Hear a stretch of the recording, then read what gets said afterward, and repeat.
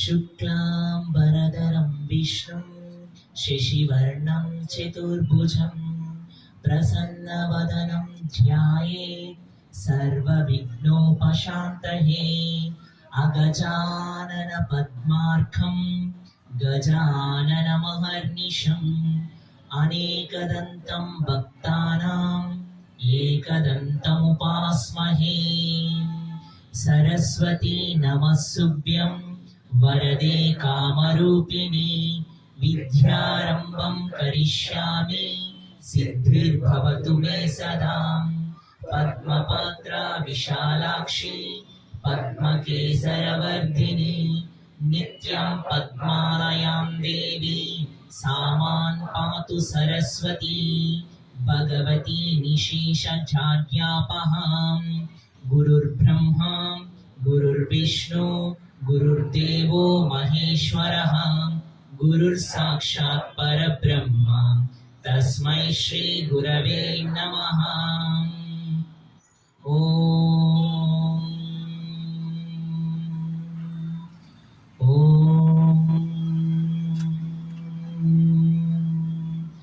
या कुन्देन्दुतुषारहारधवला या शुभ्रवस्त्रान्वितां या वीणावरदण्डमण्डितकरा या श्वेतपद्मासनां या ब्रह्माच्युतशङ्करप्रभृतिद्वि देवैः सदा पूजिता सा मां पातु सरस्वती भगवती निशेषजाड्यापहाम्।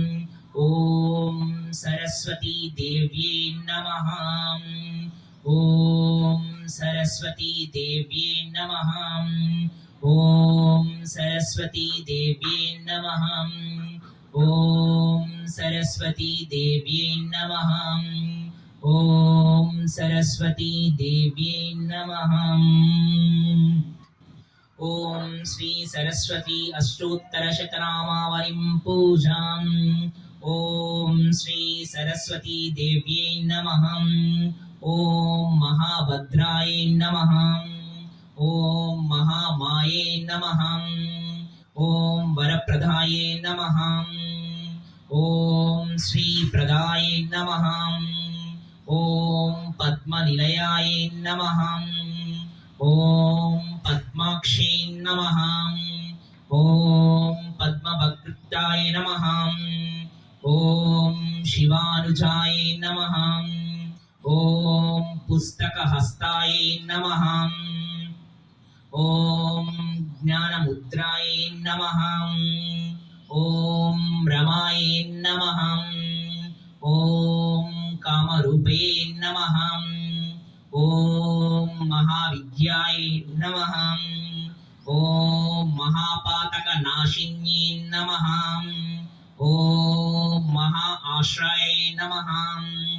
ॐ मालिन्ये नमः। ॐ महाभोगाय नमः।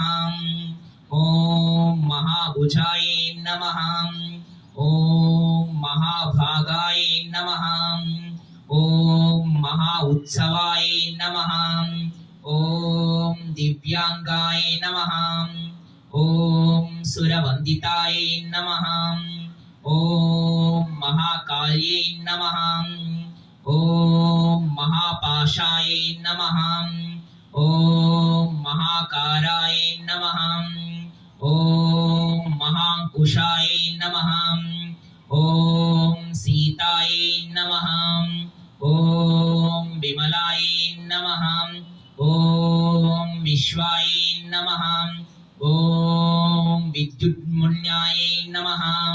ॐ वैष्णवे नमः।